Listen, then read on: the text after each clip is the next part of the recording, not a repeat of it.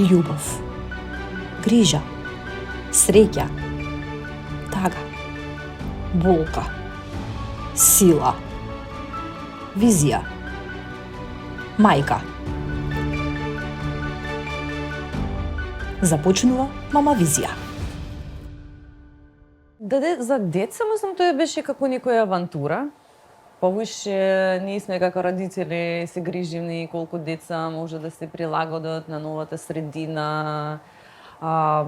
За мене беше доста тешко и тажно да напуштам мојот роден дом.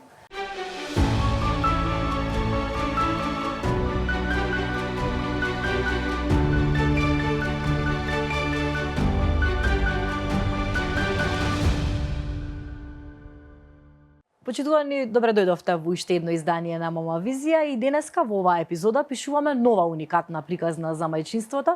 Ќе раскажуваме за една мајка која што е русинка од Украина. Таа веќе 12 години живее во Македонија, една уметница која што преку четката и платното раскажува преубави приказни, но овој пат овде на екраните ќе ја раскаже незината лична приказна преку зборови. Задоволство ми е што ве имаме Снежана Мелник. Добре ни дојдовте во Мама Визија. Добро утро, фала што поканите било. Драго ми е што се гледаме и драго ми е што ја прифативте оваа покана, затоа што вие досега сте зборувале за вашата работа, за вашата уметност, но овој пат за вашето мајчинство.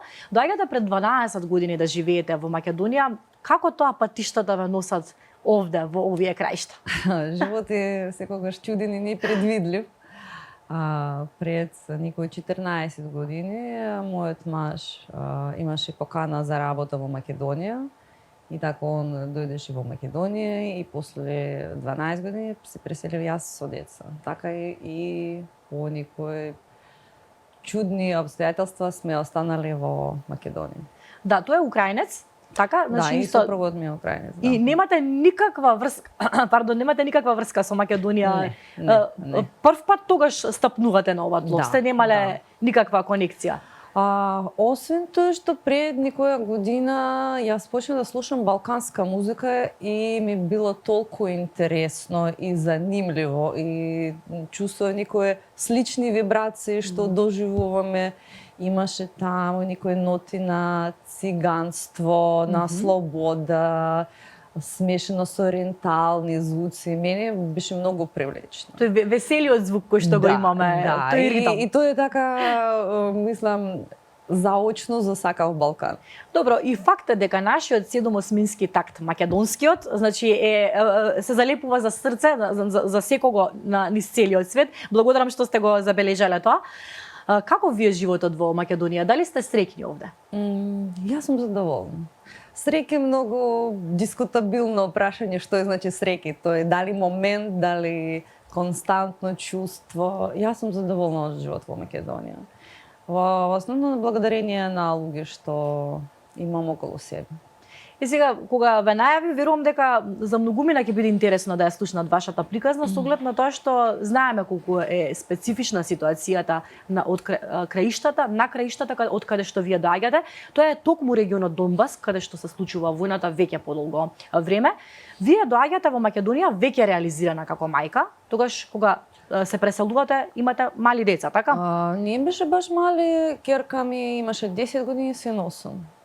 Да, добро. Сега они доста беше големи, ќерка има 22, син 20, така. Деца уствари пораснали ми во Македонија. Да, вашите деца пораснали, вие сте всушност многу млада мајка, тоа можам да го констатирам, се изненадив кога кажавте дека ќерка ви има 22, вашиот син 20 години. Присетете се на тие моменти на вашето напуштање на родниот крај во тој период, како го почувствувавте, како го доживеавте и како мајка им го представивте на вашите деца? За деца, мислам, тоа беше како некоја авантура. Повише ние сме како родители се гриживни колку деца може да се прилагодат на новата средина. За мене беше доста тешко и тажно да напуштам мојот роден дом. Ама живот нас понекога не е прашен. Се случува тоа што се случува. Како се чувствувате сега, кога знаете дека таму се случува без неа војна, знаеме сите, еве, јас што не сум ни била никогаш во Украина, сочувствувам со сите тие луѓе таму, како вие се чувствувате со оглед на тоа што вашата фамилија е таму? Ситуација е многу и тешка. И тешка уште од тоа што трае долго време. Во наш крај ситуација не е јасна 12 години. И све тоа стои како фон во твојот живот, како некоја тажна песня што сегогаш во твојата глава, понекогаш ти забораваш и се уклучуваш во секојдневие, си бараш, најдеш мали радости што секој човек може да ги примети од излези сонце, не знам, убаво кафе, пријатно друштво, ама тој тажен дел секако постои во душа и ти не можеш со тоа ништо да направиш, освен да си помириш со ситуација што животот е таков. Вашата мајка е таму, така? Да. Во кој дел живее таа? Кога сме напуштале Украина, тоа беше источна Украина, сега моментална регион Донбас под руска окупација, да можем да кажеме, и они имаат руски пасош, они како државјани на руската држава. Вие како да сте го пречувствувале тоа пред да се случи целата ескалација, вие се преселувате овде. Имате ли редовни контакти со вашите роднини, со вашата фамилија таму? Колку често комуницирале?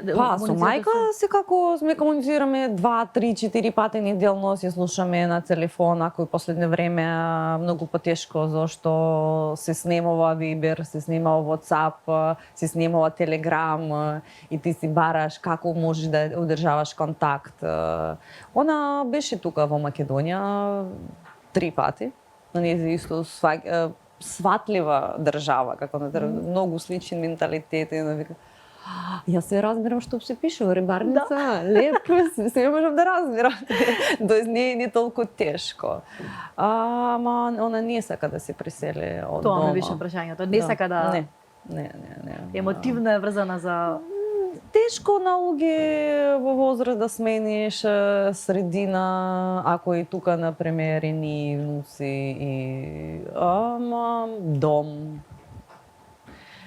можеби јазична бариера, не знам. А како вие се чувствувате? Како што? Ако ве прашам дали се чувствувате како русинка, македонка, украинка, како што се како чувствувате? човек, како жена. Мислам, доста сигурно себе доживувам како жена. Со жена со многу улози. И како мајка, и како партнерка, и како уметник, и како истражувач. Сите тие облеки имам во своја гардероба. Да, одлично. Слушајќи ги сега овие последни ситуации со Блискиот Исток, ја реобновуваат ли вашата тага и болка за вашиот крај? Со оглед на тоа што знаеме ни таму дека не е смирена ситуацијата.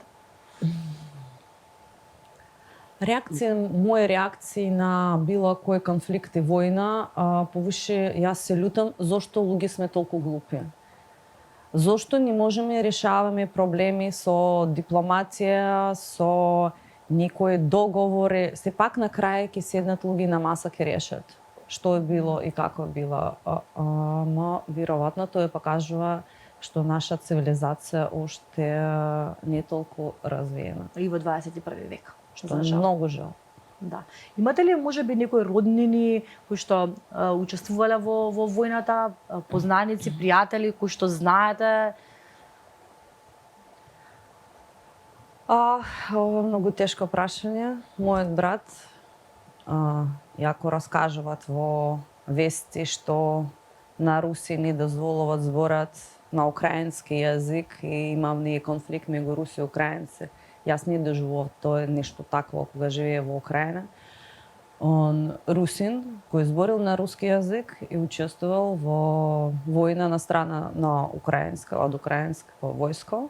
И он исчезнал пред 8 месеци и ние немаме никаков контакт со него и не знаеме кај се наоѓа. Дали он убиен или побегнат или негде во затвор или тоест нема никакви информации ни од украинска страна, ни од руска, од независни страни бројни најдеме.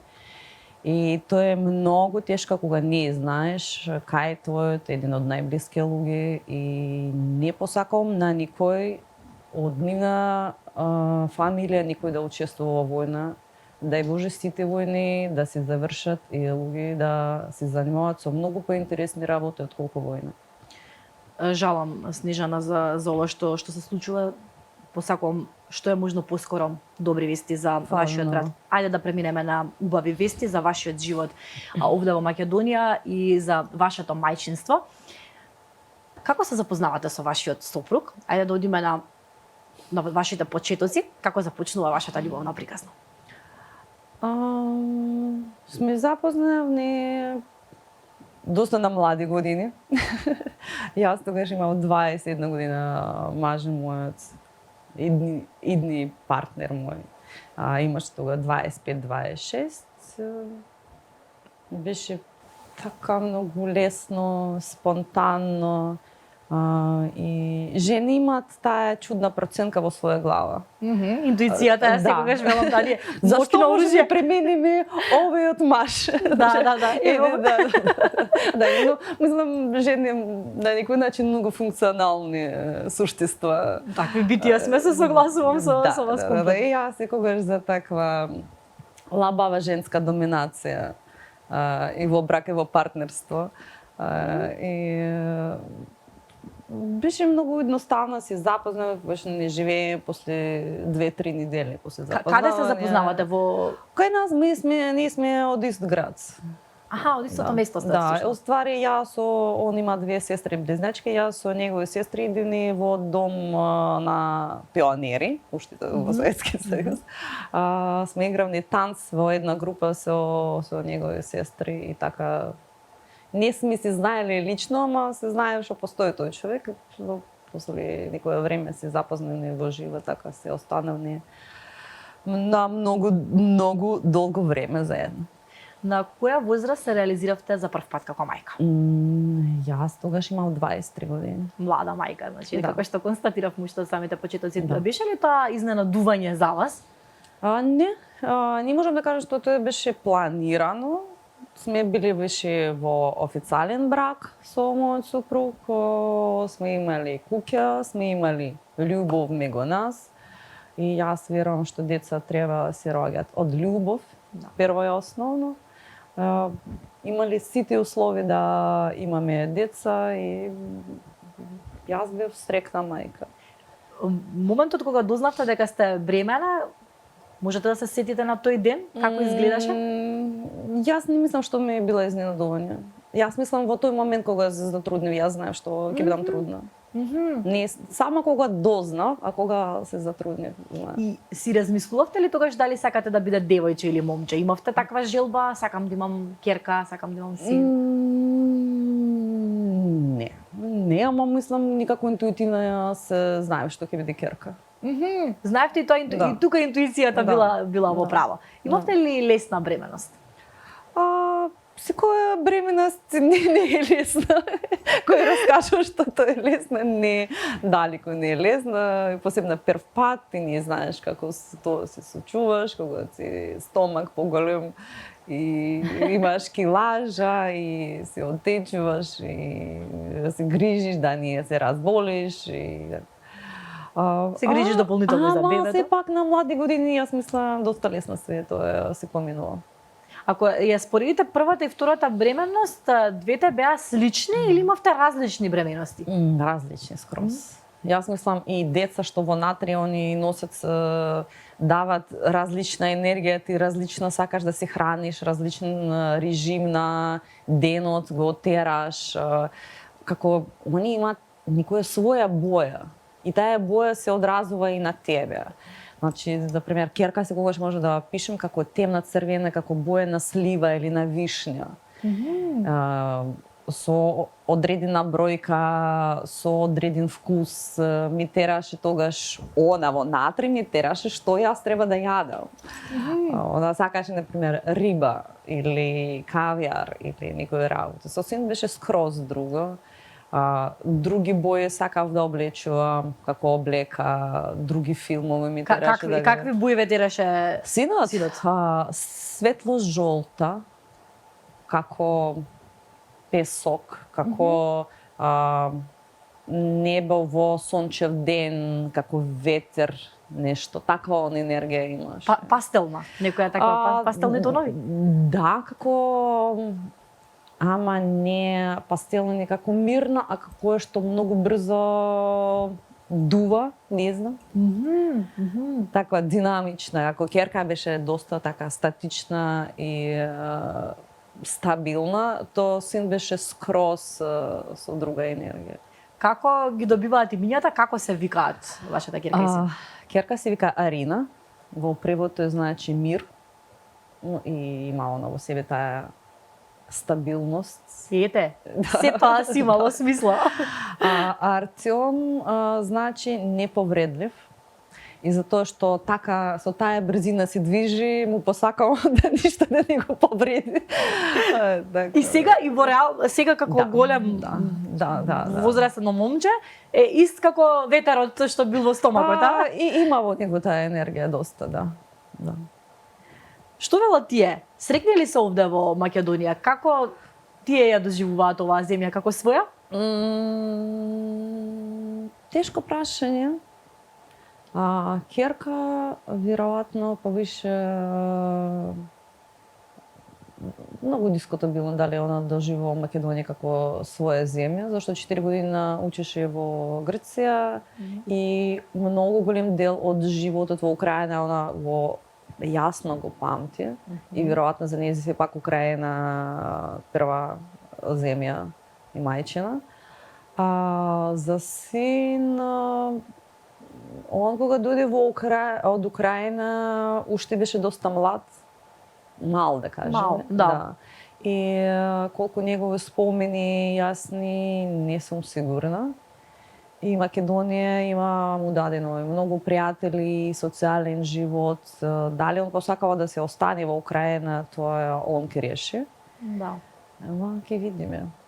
Сметате ли дека Македонија е убаво место за растење на деца? Еве, овие 12 години вие буквално сте ги растеле своите деца, сте ги израснале, тие се веќе возрастни, самостојни по 20 години, но ако се навратите низ животот, кога сте ги растеле, училиште, социјализација, начинот на живот овде е соодветен за растење на деца? Како во секоја држава, дали Украина, дали Македонија, сегде има и своји проблеми и своји, што да кажеме, голем плюс. Во Македонија е еден голем плюс што држава доста безбедна за растење на деца. И нема секирација од страна на родители кога детето искачи да се врати дома, дали во еден, дали покасно, дали преку ден и мислам доста мирна земја. Со оглед на реализирање на своите потенцијали, треба да се потрудиш, не сакам да кажем секогаш што е оправдување, што нема можност. Можност секогаш има кога ти ја бараш. Така, мислам, има доста што деца може тука истражуваат, учат, реализираат себе. Секако сегде има некој уште по-добри земји, по-добри можности. Да, ако се споредуваме со западниот свет. Да. Ако направиме споредба, еве вие живеете веќе долго време овде и можете да направите некоја споредба за мајчинството во Украина и мајчинството во Македонија, зборувам за Украина во нормални услови надвор од војната. Има ли сличности? Како ги растат децата? Какво е мајчинството во Украина наспроти мајчинството во Македонија? Има ли разлика голема? Една најголема разлика, драстична разлика што мене во очи, што ја гледам, сме роѓали деца на многу помлади години. Таму зборуваме, така? Да. Добро. Например, сега кога се слушам со мои другарки што на мој возраст, они станали више баби. Значи, зашто ако сме родили на 23, на 25, некои на 20, нивни ќерки пораснали, наполнили 20, 22, 23, они стануваат исто на тој возраст. Многу порано се роѓаат деца, многу порано влегуваат во брак. Може би тука разлика што Македонија доста конзервативно општество, деца долго живеат со родители, не можат да се одделат, не можат да се осамосталнат. Дали улогата од машката страна, што ни не сакаат да прифатат на себе одговорности, да носат на себе за фамилија, дали девојки не спремни да жртвуваат својата младост, да ја посветат на мајчинството. Ама сакам да кажем како парака, има време за се. Да, има време за се и на крајот на денот. Добро, сега секоја индивидуа си го крои самостојно животот. А начинот на функционирање на мајката во општеството Украина и во општеството во Македонија е сличен на функционирање, зборувам, растење, школување. Не можем баш точно да одговориме на тоа прашање, што деца ми се учеле во приватна школа, ние се учеле во државно. Во споредба со Украина, каде деца учеле во државни школи, имале многу достап кон активности како танц, музика, борба, се што сакаат деца, беше, мислам, доста подостапно во Украина. Кога зборувате подостапно, зборуваме финансиски подостапно, не само дека имало понуда. Да, и финансиски и околу школски активности се имала многу такви.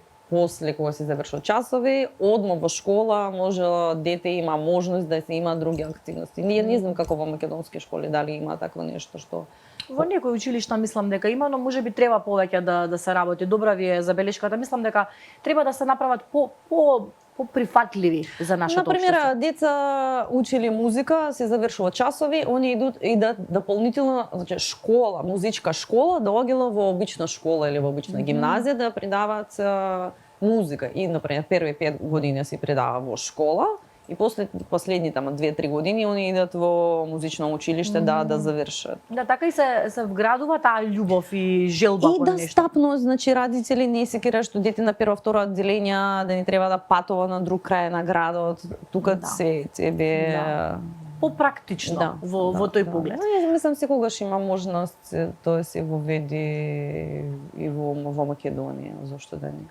Сакам да направиме паралела и помеѓу двете породувања. Како ги паметите породувањата со вашите деца?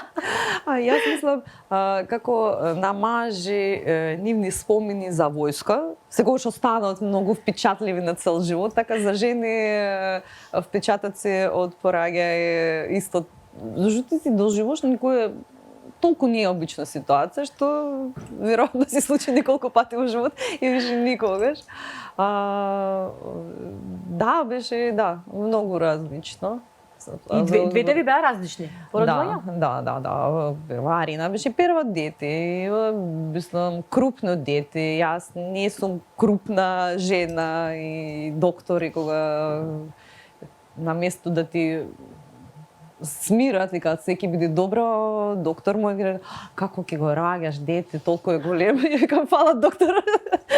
Знам. Не може без коментари више. Па сортно беше доста полесно.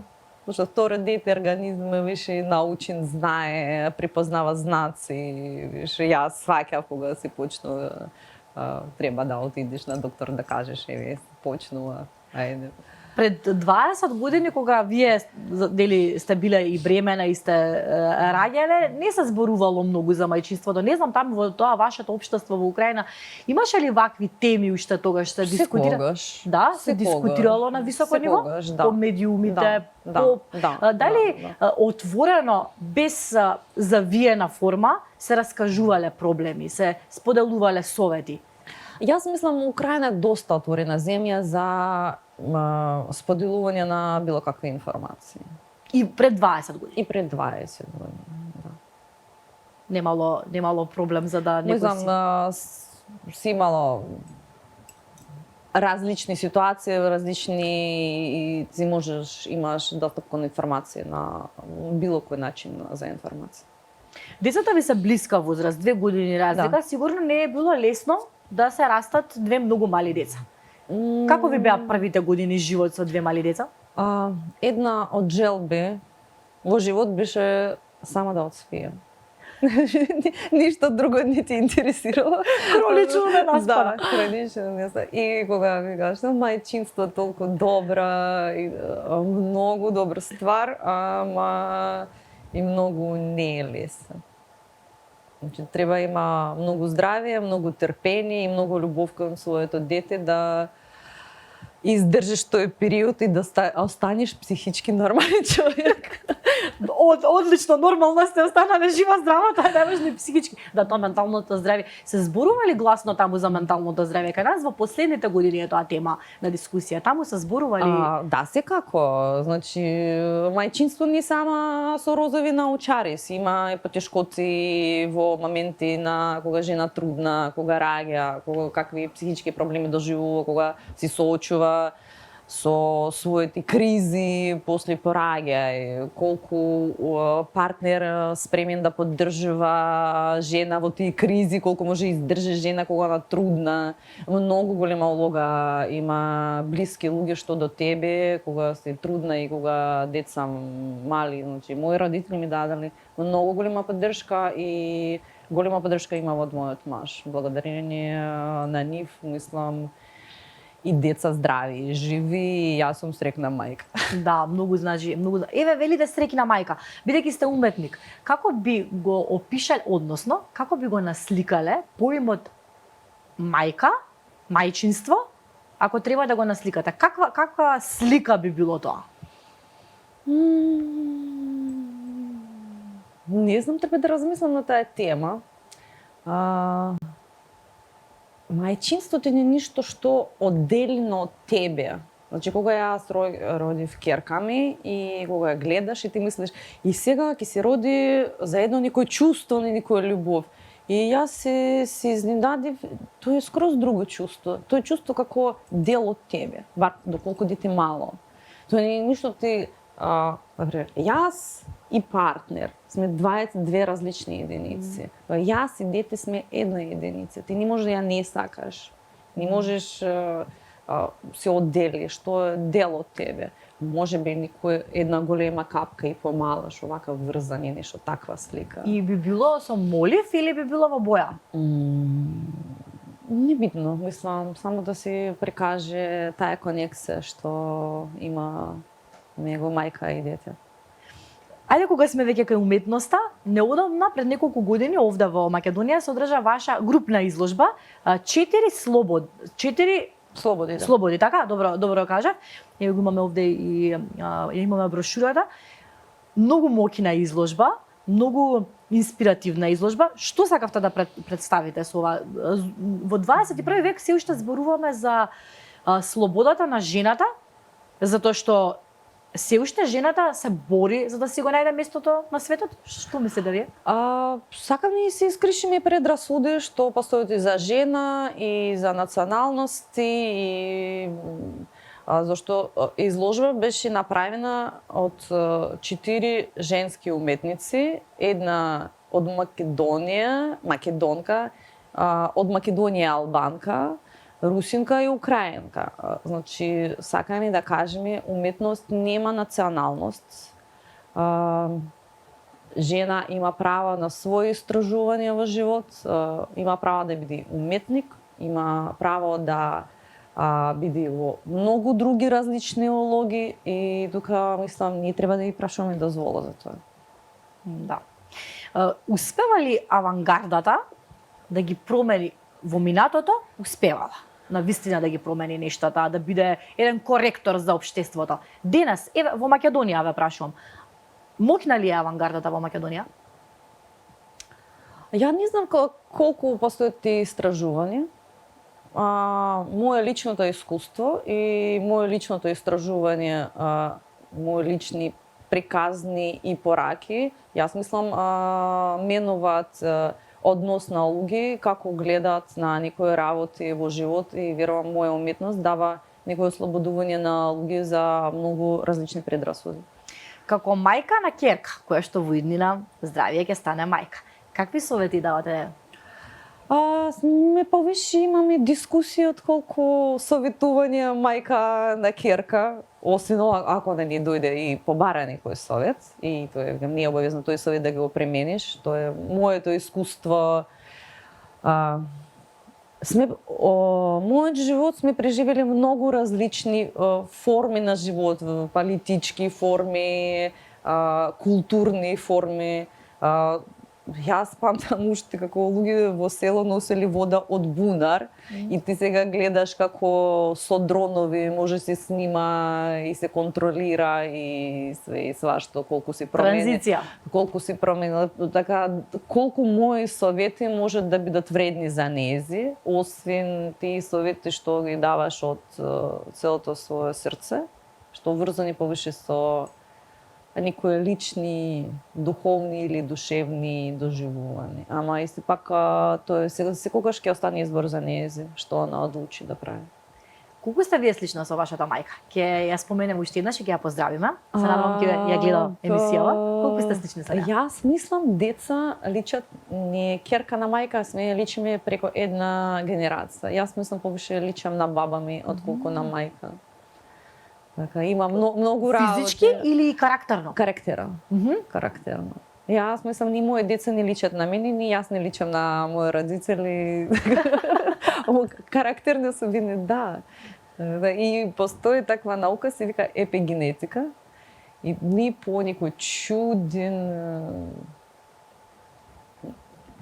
Како да објаснам? Секоја есен ја сакам да направам кисела зелка, например. И да прашам себе зошто. Викам, моја баба во мене ми тера тоа да направам. Можеби така и останува некоја традиција. Нешто да пренесеме на наши деца, да се забележи како бил животот. И еден убав спомен за нашите предци. Така, Какво детство имавте?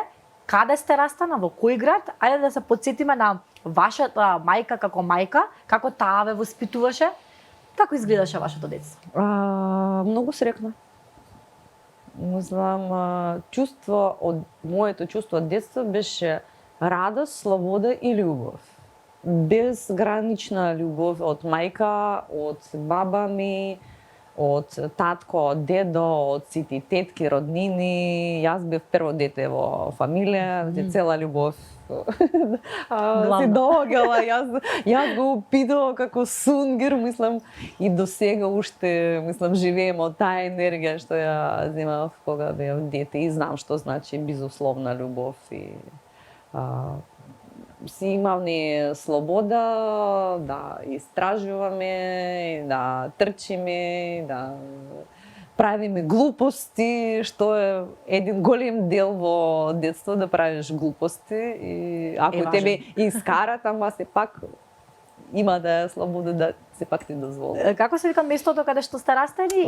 Город Брянка, Луганска област.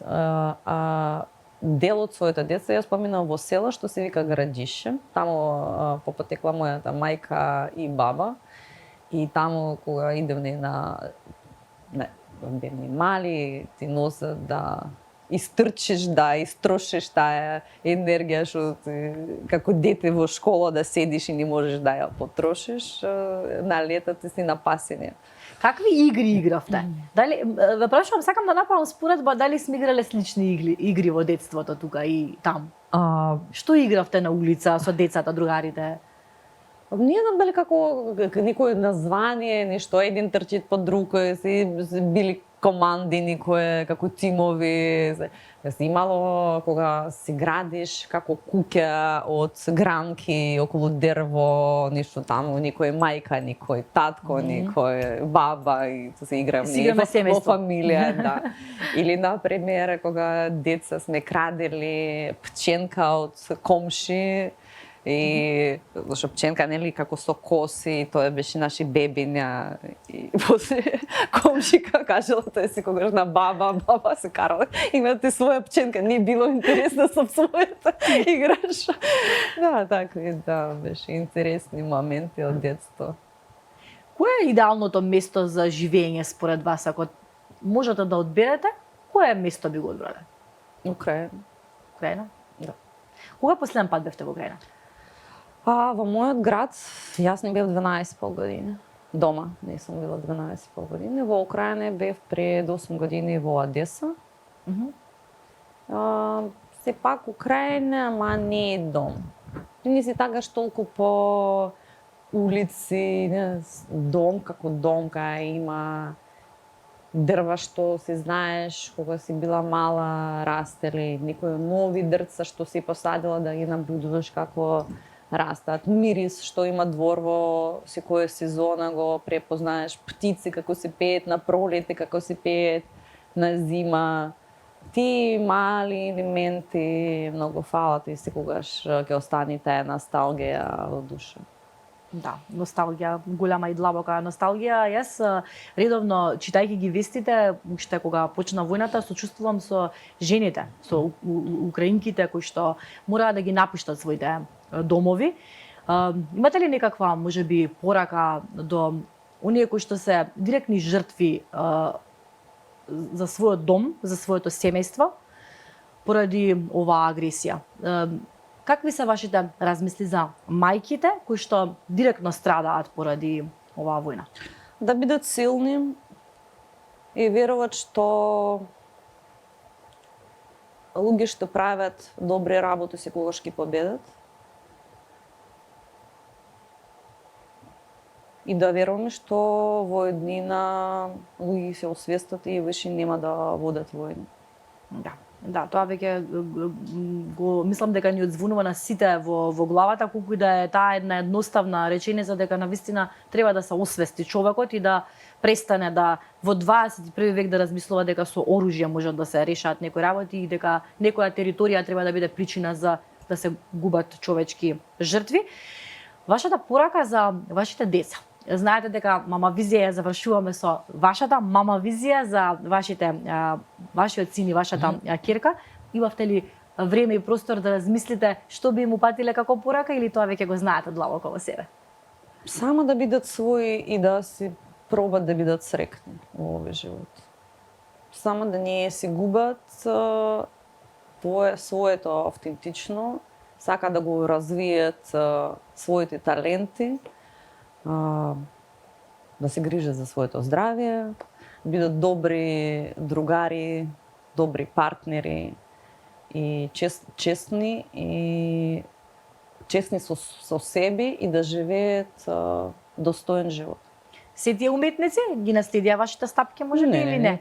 Нема никој од нив. Ништо уметничко во себе нема. Они си избрале други пати. Ве разочараа заради тоа? Не, совршено не, мислам јас повише исклучок од колку они. Ќе искористам приликата да ве прашам дали работите на нешто, може ли да не поканите на некоја изложба во блиска иднина? Имаме некои идеи што сакаме да реализираме, може тој биде и некои групни изложби, и исто сме разговарале со една моја пријателка, може би нешто изложба за мајчинство ќе видиме. Одлично, тогаш ќе не поканите. Обавезно ќе видите поканите. Ќе видиме. Може уметност исто така не баш предвидлива работа. Не е предвидлива, но имаме еден уметнички предвидлив момент. Ние имаме во нашата емисија пријатели Бокарт кои што создаваат вистинска уметност. Ќе ви подарам поклон, се надевам ќе ви се допадне, не знам колку го сакате Густав Климт. Ви благодарам секако. Дали го сакате? Имаме мислам тоа одбравме да биде поклонот за вас. Се надевам ќе ви се допадне, носите накид и дека ќе го обожавам, значи накид нешто што обавезно мора да има во гардероба. Одлично, со здравје да си го носите. Мирисот на Мама Визија се вика Фрида, најубавата цвеќарница во светот, ќе речам. Еве едно убаво внимание од нас за вас, повелете подарок. Да. Уживајте во цвеќето, ставете си го таму каде што сметате дека најдобро ќе прилега. Многу ми беше драго што ве запознав, ми беше драго што собравте храброст, што одлучивте вашата приватност да ја раскажете овде на оваа платформа. Знам дека бевте инспиративна за многу наши мајки, идни мајки, за многу семејства кои што не гледаат. Ви благодарам. Ви благодарам на вас. Да, почитувани, вам ви благодариме што погледнавте уште една епизода на Мама Визија. Се надевам дека уживавте во нашето друштво. Доколку имате потреба да се дотерате, знаете дека Бутик Дона ви стои на располагање тука во соседството на Слободен печат. Ако доаѓате, јавете се, ќе спиеме кафе. Ви благодарам.